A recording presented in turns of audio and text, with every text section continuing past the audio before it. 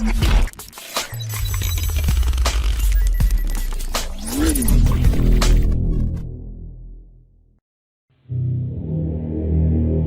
1.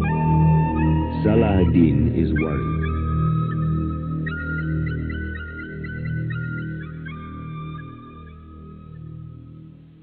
Salahuddin was sitting in his office with his coat off. It was the month of May in Cairo, and it was very hot. Salahuddin stood up and turned on the fan. He was a young man, only 28 years old. He was not very tall and quite thin. His black hair was cut very short. Salahuddin's office was in the center of Cairo. It was in a large building behind the Nile Hotel. It was a small office, and Salahuddin's name was not on the door. Not many people knew that he was a detective. But he was not an ordinary detective. Inspector Salahuddin protected all the antiquities of Egypt. Salahuddin was waiting for an archaeologist called Mr. Pearson. Pearson had been in Egypt for 6 months. He had been working in a valley in the south of Egypt. Pearson had been looking for antiquities. He had come back to Cairo a few days ago and was leaving Egypt soon. But Mr. Pearson had not come to Salahuddin's office. Every archaeologist had to see Salahuddin before they left Egypt. Salahuddin was worried. Pearson had not come yet. Salahuddin picked up the telephone and rang the number of Pearson's hotel. "Nile Hotel," said a voice. "Can I help you?" "Can I speak to the manager, please?" said Salahuddin. Salahuddin waited for a few moments. Then he heard the manager's voice. "Can I help you?" said the manager. "Yes," replied Salahuddin. "My name is Salahuddin El-Nur. I'm a police inspector. I want to speak to Mr. Pearson." "Do you mean Mr. Pearson, the archaeologist?" asked the manager. "Yes," replied Salahuddin. "I'm sorry. You can't speak to Mr. Pearson, sir," said the manager. "Oh?" said Salahuddin in surprise. "Why not?" "Mr. Pearson is dead," replied the manager. "He was found dead in his room this morning. Mr. Pearson was murdered." Chapter 2. The Missing Box. Salahuddin put on his coat and quickly left his office. It was much hotter outside in the street. A hot, dusty wind was blowing between the tall buildings. Salahuddin jumped into a taxi. The streets were full of cars, and the taxi moved slowly. It took a long time to get to the Nile Hotel. A policeman was standing at the door of the hotel. "I'm sorry," said the policeman. "No one is allowed into the hotel." Salahuddin showed the policeman his identity card. The policeman took Salahuddin to his chief. Luckily, Salahuddin knew this officer. It was Inspector Ahmed, a school friend of Salahuddin's. Ahmed took Salahuddin upstairs to Pearson's room. Pearson was lying on the bed. There was a knife in his chest. "Why are you interested in this man?" Ahmed asked Salahuddin. "Do you know him?" "His name is Pearson," replied Salahuddin. "He's an archaeologist. He was working in the south. He was leaving Egypt soon, and I wanted to see him." "Why was he murdered?" Ahmed asked Salahuddin. "I don't know," replied Salahuddin. There were some boxes standing against the wall. Salahuddin pointed to them. "Perhaps there's something valuable in these boxes," said Salahuddin. "We must open them." Ahmed brought in 2 policemen, and they started to open the boxes. Salah-ad-Din looked carefully round the room. There were some papers on the table beside the bed. Salah-ad-Din picked them up. There was a map under the papers. On the map were the words, Valley of Zar. These may be important, thought Salah-ad-Din. I'll take them with me and look at them later. Salah-ad-Din folded the papers and the map and put them carefully in his wallet. By this time the policeman had opened the boxes. There was nothing important in them. The boxes were full of spades and other things for digging. "There's nothing important or valuable in these boxes," said Salah-ad-Din. "We must speak to all of the hotel staff. Perhaps one of them noticed something unusual." The manager brought the staff to Ahmed and Salah-ad-Din. They asked each person many questions, but they did not learn anything important. Then Salah-ad-Din had an idea. "Who carried these boxes to this room?" he asked the manager.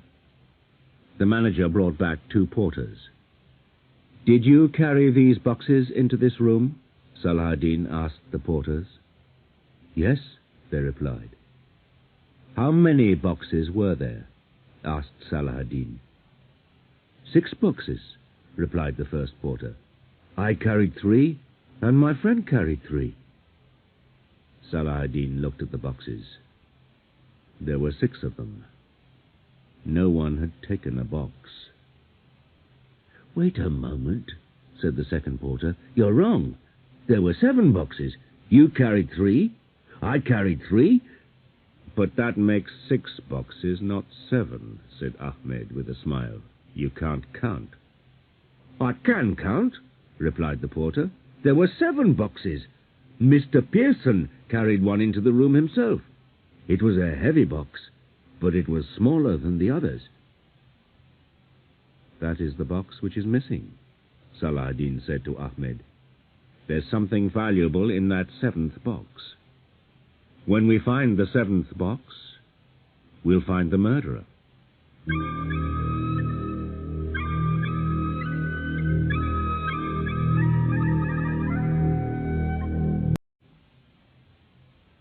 Chapter 3.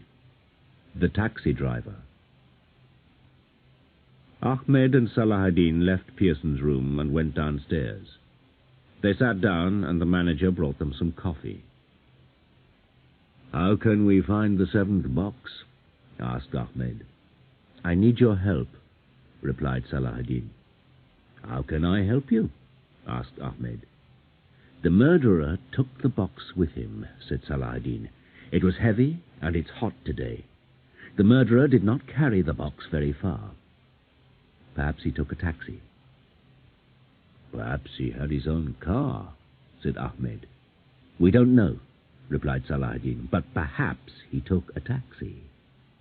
"That's possible," agreed Ahmed, "and you want to find that taxi.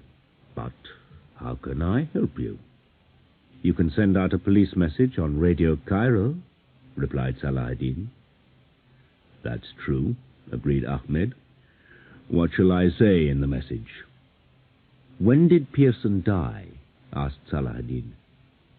"About 10:30 this morning," replied Ahmed. "Then here's the message," said Salah-ad-Din. "The police want to speak to a taxi driver.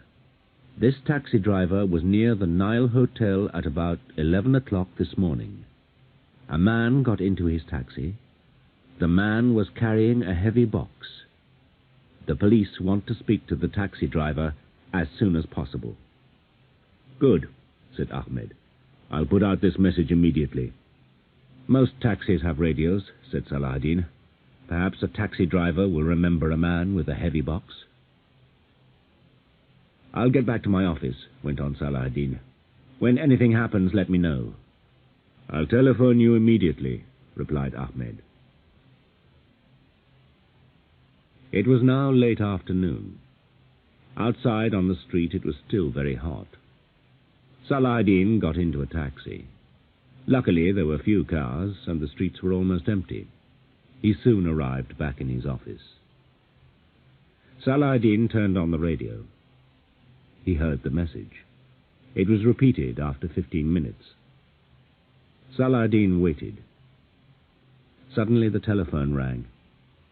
It was Ahmed. "We've been lucky," said Ahmed. "A taxi driver is here in my office. A man with a heavy box got into his taxi near the Nile Hotel." "At what time?" asked Salahuddin. "At 11 o'clock this morning," replied Ahmed. "Do you want to speak to him?" "Certainly," replied Salahuddin. "I'll come round to your office immediately."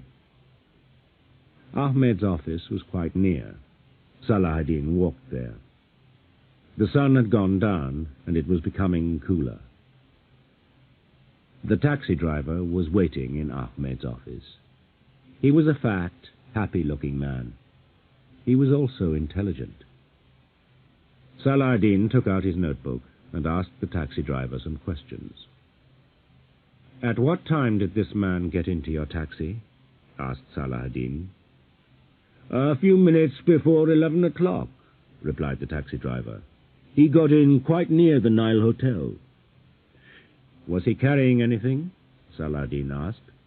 "Yes," replied the taxi driver, "a heavy box." "And what did he look like?" asked Salahuddin. "He was tall, with broad shoulders," replied the taxi driver. "He had fair hair. He spoke Arabic, but he was not an Arab. Perhaps he was Swedish." Salahuddin thought for a few moments. Then he asked the taxi driver another question. "This man spoke Arabic, did he?" asked Salahuddin. "What kind of Arabic did he speak?" "What do you mean?" asked the driver. "Did he speak Arabic like an Egyptian?" asked Salahuddin. "Oh, no," said the taxi driver. "He spoke like a Lebanese." "Where did you take this man?" said Salahuddin, continuing his questions. "I took him to the railway station," replied the driver. "He wanted to get there before 12 o'clock. 12 o'clock, midday," said Salahuddin quietly. "What train leaves Cairo at 12 o'clock? "The express train for Alexandria," said the taxi driver immediately. "I know all the trains. The express train leaves Cairo at 12 o'clock and arrives in Alexandria at 2:30. Salahuddin had been lucky. He had found out some important facts. He looked at the notes in his book. Pearson's murderer. What does he look like? Tall and broad, fair hair. Perhaps he is Swedish. Where is he going? Went to Cairo railway station before 12 o'clock. Train leaves for Alexandria at 12 o'clock. Perhaps he is going to Alexandria. Why Alexandria? Alexandria to Beirut? Many ships go from Alexandria to Beirut. Easy to get a heavy box on a boat. Not so easy to get a box on an aeroplane. Remember, he speaks Arabic like a Lebanese. Perhaps he is going to take a boat to Beirut. Chapter 4. Boat to Beirut. It was now after 7 o'clock in the evening. The train from Cairo had arrived at Alexandria at 2:30. Perhaps Pearson's murderer was already on a boat to Beirut. "We must phone Alexandria," said Salahuddin to Ahmed. Salahuddin picked up the telephone. He asked for the police at the docks in Alexandria. After about 10 minutes, the telephone rang. It was the call to Alexandria. "This is Salahuddin El-Nur speaking. I'm a police inspector, and I want to speak to your chief." The chief of the dock police came to the telephone. Salahuddin asked some questions and wrote the answers down in his notebook. A tall man with fair hair arrived at the docks at 6 o'clock. Man was carrying a heavy box. He had a Swedish passport. All the papers already sent to Cairo. Man said the box was full of books. Box was not opened. Police do not open every box. 2 boats had left Alexandria after 4:30 p.m. A boat left at 6:30 for Beirut. Its name, the Sudan. Another boat left for Athens at 7 p.m. Its name, the Syria. Man said he was going to Beirut. The police did not see him getting on the boat for Beirut. Salahuddin put down the telephone and looked at his notes for some time. Then he spoke to Ahmed. "Pearson's murderer has gone to Beirut," he said. "I'm sure of that."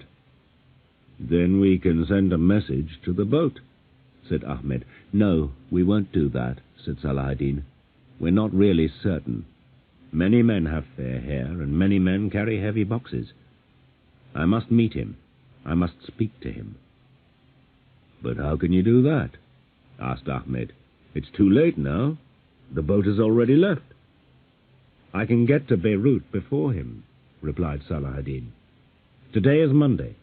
The boat won't be in Beirut until tomorrow evening. I can take an aeroplane."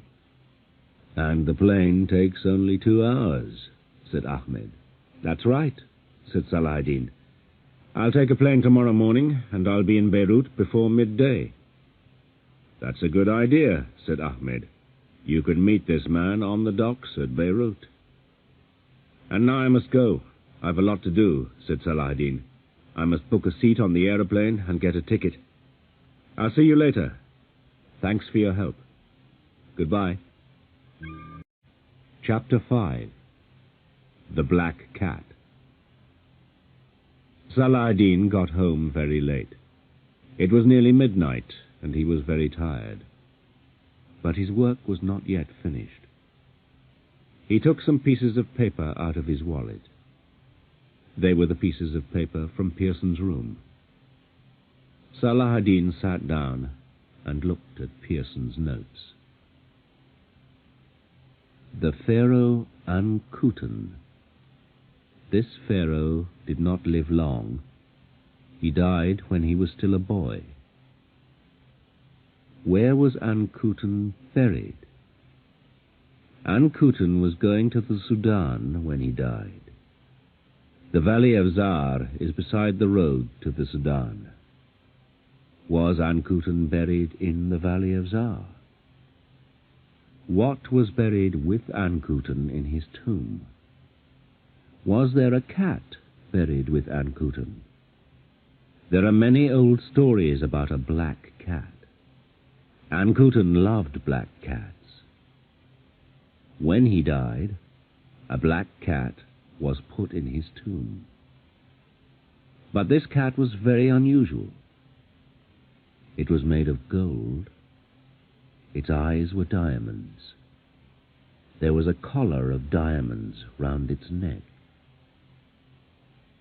Is this story true or not? Why was the cat covered with black paint? Fear of robbers. Black paint hid the gold and diamonds. A cat painted in thick black paint did not look valuable. Questions that must be answered. Is Ankuten buried in the valley of Zar? Is there a black cat in his tomb? Is the black cat made of gold? Or is it made of wood? Are the stories true or false? Salahuddin read the notes again. He asked himself some questions. Did Pearson find the tomb of Ankuten? He asked himself. Did he find a black cat? And is the black cat made of gold? There was a reason for Pearson's death.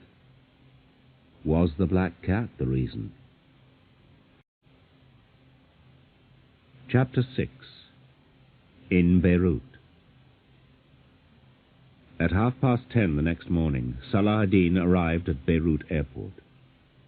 The airport lies to the south of the city, and the docks are in the north. One road from the airport to the docks goes through the center of the city. Another road goes beside the sea. Salah-ad-Din got into a taxi. He told the driver to take the road beside the sea. The sun was shining on the city, and there was a mist on the hills behind. The air was fresh and cool. Salah-ad-Din felt very happy in Beirut. It was nice and cool after the heat and dust of Cairo. When he got to the docks, he asked about the boat from Alexandria. The Sudan did not arrive at Beirut until 6:30 in the evening. Salah-ad-Din had more than 6 hours to wait. He decided to visit a friend called Fuad. Fuad had been a student with Salah-ad-Din at Cairo University. He now worked in the Lebanese Department of Antiquities in Beirut. His office was in a large museum in the northeast part of the city. Salah-ad-Din took a taxi to the museum. Fuad was surprised and pleased to see him. "We'll have lunch together," said Fuad. "I'll phone my wife immediately." 10 minutes later, they were in Fuad's car. Fuad lived in a small village in the mountains above Beirut. The road was very steep. It twisted and turned up the mountain. "This road is dangerous," said Salah-ad-Din. "You're right," replied Fuad, "and it's more dangerous higher up. People are often killed up there." But it was also very beautiful. It was spring, and the trees and the flowers were fresh and green. Some people were already selling fruit beside the road. They had large baskets of strawberries. The car soon arrived at Fuad's house. Fuad's wife, Layla, was waiting for them. "Hello, Salah-ad-Din," said Layla. "It's nice to see you again. We've a lot to talk about, but first we'll have lunch."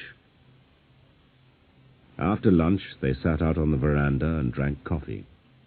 They talked about Cairo and their friends there. From the veranda, they looked down towards the tall buildings of Beirut. Behind the buildings were the docks and the sea. "Now," said Fuad, "why are you in Beirut?" Salah-ad-Din told Fuad about the death of Pearson. He told him also about the man with fair hair. "I want to be at the docks at 6 o'clock, said Salah-ad-Din. "I'm going to meet the Sudan. It arrives at 6:30. "I'll take you there in my car," said Fuad. They sat on the veranda and talked together. The time passed quickly, and soon they had to leave for the docks. "Bring Salah-ad-Din back here," Layla said to Fuad. "Our house is more comfortable than a hotel. He must stay here tonight." Salah-ad-Din thanked Layla and stood up. "It's getting cold," he said. "Yes," replied Fuad. "You're wearing summer clothes. This is not Cairo. It's cold here in the mountains. It's cold sometimes even in summer. I'll get you a warm coat. You'll need it later." Chapter 7. The Road to Baalbek. At 6 o'clock, Salah-ad-Din and Fuad arrived at the docks in Beirut. They sat in the car and waited for the arrival of the Sudan. There was another car on the docks. "Do you see that black car over there?" asked Fuad. "The one with 2 men in the front?" "Yes," said Fuad, "and there's a fat man sitting in the back seat. I know him. He's interested in antiquities. He often comes to the museum." The Sudan soon appeared at the entrance to the docks. It reached the dockside just after 6:30, and the passengers came down the gangway. "There he is," said Salah-ad-Din, "the man on the gangway. He's tall, he has fair hair and broad shoulders. That's the man." "But I know him," said Fuad. "He's a Swede, and his name is Borkman. He's interested in antiquities too. I've often seen him in the museum." "Where's the box?" asked Salah-ad-Din. "He's not carrying a box." "Let's wait and see," said Fuad. "Perhaps he's given the box to a porter." "Look," said Salah-ad-Din. "The black car is moving." The black car moved a few meters and stopped again behind a shed. Fuad and Salah-ad-Din sat and waited. Borkman got off the boat and got into a taxi. But he was not carrying a heavy box. The taxi started to move away. "Let's follow him," said Fuad. "Wait a moment," said Salah-ad-Din. "Watch the black car." Salah-ad-Din was right. The black car pulled out slowly and followed Borkman's taxi. "We can go now," said Salah-ad-Din. "We'll follow the black car. There's something strange here." The three cars drove out of the docks, one after the other. The taxi went quickly through the streets of Beirut. Then it started to climb the steep road towards the mountains. The black car followed the taxi. Fuad followed the black car. "Isn't this the road to your village?" asked Salah-ad-Din. "Yes," replied Fuad. "This road goes higher up the mountains. It goes to a small town called Baalbek." "I've heard of Baalbek," said Salah-ad-Din. "There are some famous ruins there." "And there's a gang of smugglers too," said Fuad. "They smuggle antiquities out of Beirut." The three cars drove up the steep road. They went past Fuad's village. Fuad drove on in silence. The road became narrower and steeper, and Fuad did not drive too close to the black car. "The road's more dangerous here," said Fuad. "There was an accident a few weeks ago. 4 people were killed." For a few moments, nothing happened. Then the black car began to go faster. It had moved into the middle of the road and was trying to pass Borkman's taxi. The two cars were now side by side. They were almost touching each other. There was a sharp bend in the road in front of them. "They'll never get round that bend," shouted Fuad. But it was already too late. There was a loud crashing noise. Fuad slowed down and drove carefully around the bend. The black car and the taxi had disappeared. In front of them, the road was empty. Chapter 8. Borkman's Story. Fuad and Salah-ad-Din got out of the car and walked to the edge of the road. It was now getting dark and cold. The two cars lay below them.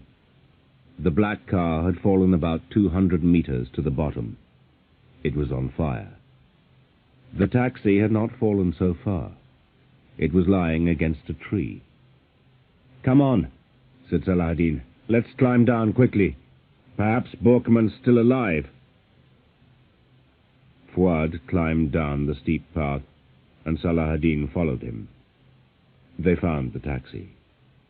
The driver was inside, but he was dead. One of the doors was open, and Borkman had fallen out onto some bushes. He was not dead, but he was badly injured. Fuad bent down and lifted the dying man. He laid him on a flat piece of ground. After a few moments, Borkman opened his eyes and looked up. He tried to speak, but he did not speak very clearly. "The men in the black car," he said. "Where are they? What happened to them?" "They're dead," replied Salah-ad-Din quietly. "But who are you?" asked Borkman. "We were passing on the road," replied Fuad. "We saw the accident." There was silence for a few moments. Borkman closed his eyes and lay still on the ground. Then he slowly opened his eyes again. "Will you help me?" he asked. "Yes," replied Fuad. "What do you want?" "Go to Baalbek," said Borkman. "Go to Yusuf's cafe. Ask for Yusuf. Tell Yusuf." Borkman was silent again. "What do I tell Yusuf?" asked Fuad. "Tell him that Pearson's dead," said Borkman. "And the black cat's safe." "Where is the black cat?" asked Salahuddin. "Tell Yusuf that the black cat's safe," said Borkman again. "But where is it?" asked Salahuddin again. "Peterson has the black cat," said Borkman after a few moments. "I gave it to him at Alexandria. He took it with him on the boat." "Which boat?" asked Salahuddin. "The boat to Athens," replied Borkman. "Peterson took the black cat on the boat to Athens." "Who was following you then?" asked Fuad. "The Red Hand gang." Chapter 10. Salahuddin finds Peterson. Salahuddin's plane flew over Athens early in the morning. From the aeroplane he looked down on the ruins of the Acropolis. They looked wonderful in the early morning sunlight. But Salahuddin was not a tourist. He was a detective, and he had to find Peterson. Salahuddin took a taxi from the airport to Piraeus, the seaport of Athens. He got out of the taxi at Piraeus and went to an office at the dock gate. "What time does the Syria arrive from Alexandria?" he asked. "At midday," was the reply, "and it leaves again for Venice at 4 o'clock. It was only 6 o'clock in the morning. Salahuddin had a long time to wait. But Piraeus is full of small cafes and restaurants. Salahuddin passed the time drinking coffee and sleeping. At 11 o'clock, Salahuddin walked back to the docks. He tried to walk through the gate, but a policeman stopped him. "You can't go through the gate without a ticket," said the policeman. Salahuddin had an idea. The man in the office had said that the Syria was going to Venice. Salahuddin went back to the office and bought a first-class ticket to Venice. When he got into the docks, the Syria had not yet arrived. Salahuddin sat down on a box and waited. "Peterson is not an Egyptian name," thought Salahuddin. "It's another Swedish name, like Borkman. Perhaps Peterson is Swedish also. I'll look for a man with fair hair. He'll be carrying a box." The Syria was half an hour late. It arrived in the docks at 12:30. Salahuddin watched the people getting off the boat. They were all Egyptian. There were some men with their wives and children, and many students. There was no one who looked Swedish. At that moment, someone appeared on the top deck of the Syria. He was a tall man with fair hair. "That's Peterson," thought Salahuddin. "So, he's decided to stay on the boat. Perhaps he's going to Venice. I'll get on the boat and go to Venice too." But Salahuddin was careful. Perhaps it was a trick, and Peterson was going to get off the boat at the last moment. Salahuddin waited, but no one else got off. At 5 o'clock, Salahuddin got on the boat.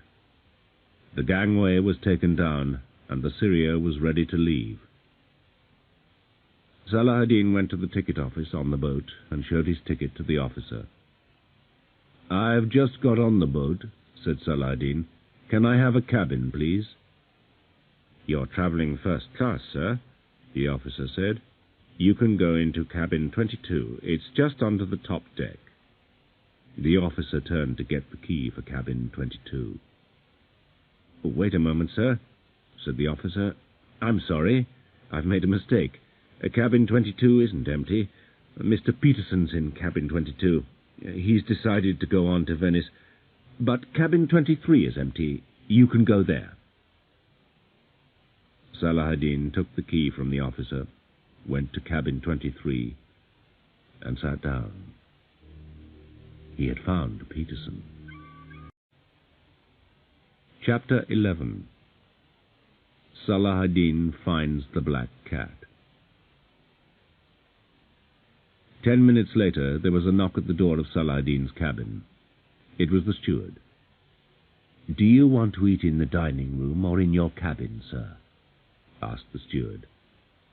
"Where do people usually eat?" asked Salah-ad-Din. "In the dining room," replied the steward. "But you can have your dinner in your cabin if you want." "That's an idea," said Salah-ad-Din. "I'll eat here." "I'll bring you dinner at 8 o'clock then," said the steward, and walked down the corridor. Salah-ad-Din watched the steward carefully. The steward walked to a small room under the stairs. Salah-ad-Din took out his notebook and drew a plan of the corridor and the cabins. After a few moments, the steward came out of his room and walked down the corridor. Salah-ad-Din waited for 5 minutes. Everything was quiet in the corridor. Salah-ad-Din left his cabin and walked quietly to the steward's room under the stairs. The steward had not locked the door. Salah-ad-Din opened it carefully and looked in. The room was small, with brushes and cleaning things in it. There were some hooks on the wall. A key hung from every hook, and there was a number above each one. Salah-ad-Din took the key of cabin 22 and went to the door. Suddenly he heard a noise. Peterson had come back. He was standing at the door of his cabin. Salah-ad-Din waited in the steward's room. Peterson went into his cabin and closed the door. Salah-ad-Din quietly went back to his own cabin, sat down and listened. There was the noise of music. Peterson had turned on a radio. Then there was the noise of running water. Peterson was having a shower. Salah-ad-Din had a shower too, got dressed, and waited. A few minutes later there was a knock at his door. The steward had brought Salah-ad-Din's dinner. At the same time, Peterson came out of his cabin. He locked the door and walked down the corridor. Peterson was going to the dining room. The steward went away, and Salah-ad-Din was left alone. He looked out into the corridor. Everything was quiet. Salah-ad-Din left his cabin and crossed the corridor. He put the key in the lock of cabin 22 and quietly opened the door. Then he went into the cabin and shut the door carefully behind him. Salah-ad-Din looked round the cabin. There was a case on top of the cupboard and some clothes on the bed. But he did not see a box. He looked inside the shower room. It was empty. The black cat must be here, thought Salah-ad-Din. Where has he hidden it? Then he had an idea. The shower room was very high. Salah-ad-Din looked up. There was a box placed above the shower. Salah-ad-Din lifted the box down on the bed and started to open it. But something had gone wrong. There was a noise, and the door of cabin 22 suddenly opened. There was a man in the doorway. It was Peterson, and he had a gun in his hand. The gun was pointing at Salah-ad-Din. Chapter 12. Death on the Syria. "Don't move," said Peterson. Peterson came into the cabin and shut the door. Salah-ad-Din stood still in front of the bed. "Who are you?" asked Peterson. "And what are you doing in my cabin?" Salah-ad-Din thought quickly. He had to say something. "Borkman sent me," he said. "I have a message for you."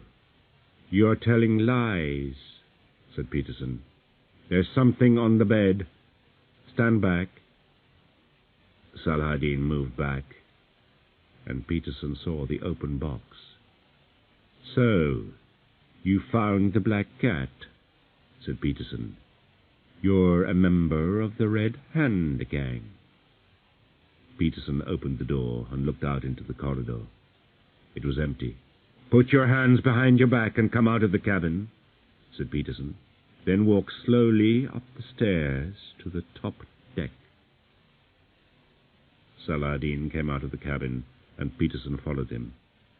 Salah-ad-Din walked slowly up the stairs. When they reached the top deck, Peterson spoke again. "Walk over to the rail." There was a rail round the side of the ship. Over the rail was the sea. The Syria had now passed through the Corinth Canal, and the ship was rolling from side to side. Salah-ad-Din walked slowly forward towards the funnel. "Stop," said Peterson. "Turn round." Salah-ad-Din turned and looked at Peterson. "Now, tell me the truth," said Peterson. "Who are you?" Salah-ad-Din decided to tell some truth and some lies. "Borkman's dead," said Salah-ad-Din, "and Yusuf is caught. The Baalbek gang is finished. The police are waiting for you at Venice." "I don't believe you," said Peterson. "How do you know this? Who are you?" "I'm an inspector in the Egyptian police," replied Salah-ad-Din. "I followed you from Beirut. The Italian police are waiting for you at Venice." "You're telling lies again," said Peterson. "Why didn't you bring the police onto the boat at Athens?" Salah-ad-Din did not reply, and Peterson started to laugh. "You didn't tell anyone at Athens," he said. "There's no one waiting for this boat at Venice. Now I'm going to shoot you. I'll throw your body into the sea, and no one will ever know." Suddenly Peterson lifted his gun. At the same moment a large wave shook the side of the ship. Peterson was thrown against the rail, and the gun fell onto the deck. For a second both men looked at the gun, then at each other. The wind pressed hard against them. Neither of them moved forward. Peterson was the first to move. He tried to pick up the gun, and Salah-ad-Din ran straight at him. He held Peterson round the neck and pushed him over the rail. Peterson fell backwards over the rail and disappeared into the angry sea below. There was a scream, then there was silence.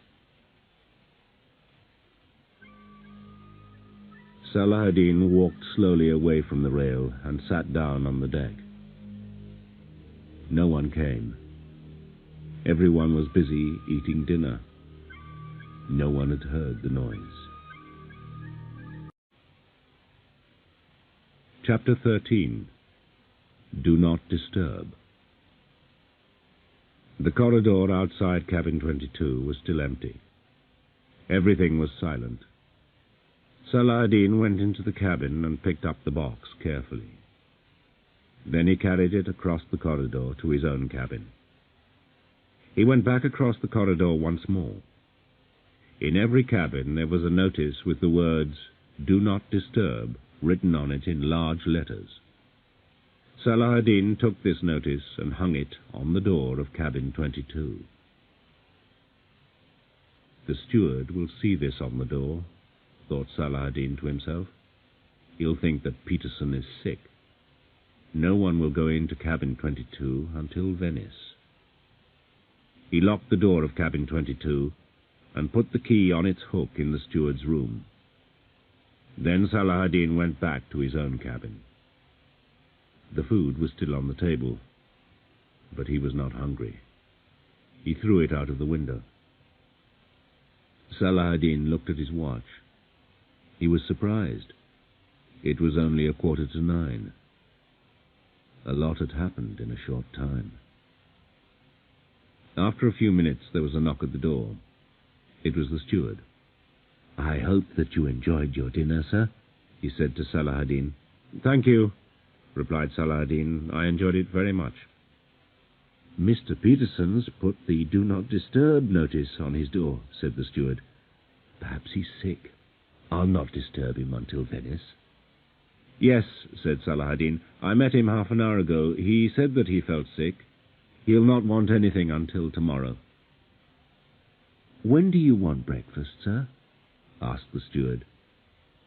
"I feel tired," replied Salah-ad-Din. "Don't wake me in the morning.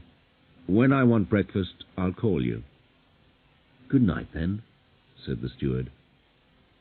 Salah-ad-Din said good night and locked his door. He had not slept on a bed for many hours, and he was very tired. He undressed and got into bed. At first, the movement of the boat kept him awake, but he was soon asleep and slept deeply all night. When Salah-ad-Din woke up the next morning, the bright sun was shining into his cabin. He looked at his watch. It was nearly 11 o'clock. He rang the bell for the steward. "When do we arrive in Venice?" asked Salah-ad-Din. "We're early today," replied the steward. "We'll be there in 2 hours. But you don't need to get off the boat immediately. You can have lunch first." "No, thank you," said Salah-ad-Din. "I want to get off the boat as soon as possible." "What about Mr. Peterson? Is he better?" "He still has the notice on his door," replied the steward. "I'll not disturb him until after lunch." "That's a good idea," said Salah-ad-Din. "Now, can you bring me some coffee, please?" Salah-ad-Din drank his coffee slowly and got dressed. He heard a lot of noise. The ship was arriving at Venice. Salah-ad-Din looked out into the corridor. It was empty. The steward had gone to the dining room. Salah-ad-Din picked up the heavy box and left the cabin. From the side of the boat, Salah-ad-Din saw the tall buildings of Venice. They were passing in front of St. Mark's Cathedral. They were now near the docks. After half an hour, the boat was beside the dock. Salah-ad-Din left the Syria while the other passengers were having lunch. "What's in that box?" asked the policeman. "Some books," replied Salah-ad-Din. He did not want any trouble. The policeman did not ask Salah-ad-Din to open the box. In a few minutes, Salah-ad-Din was in a water taxi on his way to the railway station. Safe at last, thought Salah-ad-Din. When they open cabin 22, they'll find it empty. They'll be very surprised. Chapter 14. Return to Cairo. Salah-ad-Din took the first train from Venice to Rome. The next morning he was on a plane for Cairo. The plane was late, and he did not arrive until after 10 o'clock in the morning. The sun was high in the sky, and it was getting hotter and hotter. Salah-ad-Din felt better. He preferred the heat of Cairo to the cold deck of the Syria. He took a taxi to his flat. There was a surprise waiting for him. Layla and Fuad were there. Fuad explained. "We arrived this morning from Beirut," he said. "We were worried about you. You didn't send a telegram. We thought that something had happened." "Of course, the telegram," said Salah-ad-Din. I forgot to send you a telegram. I'm really sorry." "We phoned the police here in Cairo," said Fuad. "No one knew anything about you. We were very worried." "It's my fault," said Salahuddin. He told them what had happened. They were happy that he was safe back in Cairo. "And this is the box," said Layla. "The black cat is in this box. Let's open it." Salahuddin opened the box and lifted out the black cat. "It doesn't look very valuable," said Layla. "I don't like it at all." "We don't know its value," said Salahuddin. "We'll take it to the Cairo Museum tomorrow." "Then you can have a holiday," said Layla. "You need a rest. Perhaps you'll show us round Cairo." "That won't be a rest," replied Salahuddin, "but it's a good idea." "I'm going to make coffee," said Layla. "Do you both want some?" "Yes, please," replied Salahuddin. "I want some coffee, and I want your story, Fuad. What happened at Baalbek?" And Fuad told his story. "I went to the Beirut police," Fuad began, "and told them about Borkman's death. They asked a lot of questions." "Police always ask a lot of questions," said Salahuddin. "I told them about Peterson," continued Fuad, "and I said that you had gone to Athens. Did they believe you?" "Not at first," replied Fuad. "Then I told them about the black cat. I gave them Borkman's message. I told them about the cafe in Baalbek and about Yusuf. Then they believed me." "And what happened next?" asked Salahuddin. "The police asked me to help them," replied Fuad. "It wasn't possible for a policeman to go into Yusuf's cafe. The people there knew all the policemen. Yusuf was a clever man. The police had to trick him, and they asked me to go to Baalbek. They wanted me to go into the cafe and give Yusuf the message from Borkman. I went to Baalbek in the evening," continued Fuad. "I found Yusuf's cafe.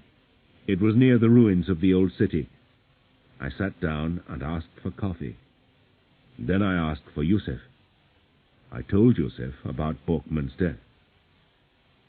"The police were waiting outside," Fuad continued. "They were hiding in a car. I told Yusuf about the black cat, and he thanked me. Then he hurried out of the cafe." "And the police saw him?" asked Salahuddin. "Yes," said Fuad. "They watched him carefully." "Where did Yusuf go?" "He got into a car," replied Fuad, "and drove to a farm in the mountains. The police followed him. Then they hid in the hills round the farm and waited." "How many men were at the farm?" Salahuddin asked. "The police didn't know," replied Fuad. "They waited for more police. Then they shouted to the men at the farm and told them to come out." "Didn't the men at the farm shoot at the police?" "No, they didn't," replied Fuad. "There were only 3 of them at the farm. Borkman was dead and Peterson was on the Syria. The 3 men came out without shooting. The police took them away. They're now in prison." "Did they catch the leader of the gang?" asked Salahuddin. "Yusuf was the leader," replied Fuad. "He's now in prison with the others." "Yusuf's in prison," said Salahuddin. "Borkman's dead, and so is Peterson. That's the end of the Baalbek gang. And 3 of the Red Hand gang were killed in the black car," said Layla. "That's true," said Salahuddin. "We'll have no more trouble for some time." Chapter 15. The End. The next morning, Salahuddin went with Layla and Fuad to the Cairo Museum. They took the black cat with them. They met a friend called Faisal, who worked in the museum. Salahuddin gave the black cat to Faisal and told him the story. "It looks old," said Faisal, "and perhaps it's valuable.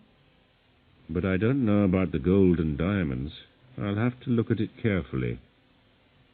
Salahuddin, Layla, and Fuad went and had some coffee. They came back to the museum about 2 hours later. "Well, what's the answer?" asked Fuad. "It's very old," replied Faisal. But it's not made of gold, and there are no diamonds. The eyes and collar are made of stone. The cat is made of a heavy kind of wood. So it isn't valuable, said Layla. 7 men have died for a piece of wood. No, you're wrong, said Faisal. It's very, very valuable. It's more than 2,000 years old. The gold and diamonds aren't important.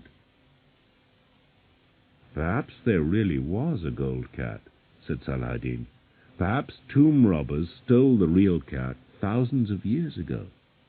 Then they put this wooden cat into the tomb. We'll never know, said Fuad. But we're lucky to have this one. Yes, we are lucky, said Faisal. Can we have it for our museum? Of course you can, replied Salahuddin. This is the right place for it. Come back in November, said Faisal. Then you'll see the black cat in its right place. And we'll come back too, said Layla. Fuad's been working too hard. He needs a real holiday. We'll come back to Cairo for 2 weeks in November. That's a good idea, said Faisal. I'll see you all then. 6 months later, Salahuddin was sitting in his office. Summer was over and the weather was getting cool. The telephone rang. You remember your promise, don't you? Asked Faisal. My promise? To come to the museum, continued Faisal. The new room is going to be open tomorrow at 10 o'clock. Oh, of course, said Salahuddin. I'll be there. The next morning there was a crowd of people in the museum. Faisal met Salahuddin and took him to the new room. There was a large notice outside the door. The Treasures of Ankutan. Archaeologists had found the tomb of Ankutan. Pearson's map had helped them. They had brought many things from the tomb to Cairo. They were all in this room. Ahmed was standing in the middle of the room. He was talking to Fuad and Layla. The taxi driver who had taken Borkman to Cairo station was there also. Salahuddin went over to say hello. Do you see what's behind me? Asked Ahmed.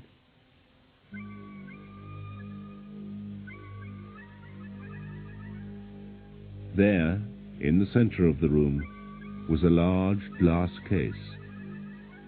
The black cat was inside. Underneath, there was a notice. The Black Cat of Ankutan, given by Salahuddin el-Nur.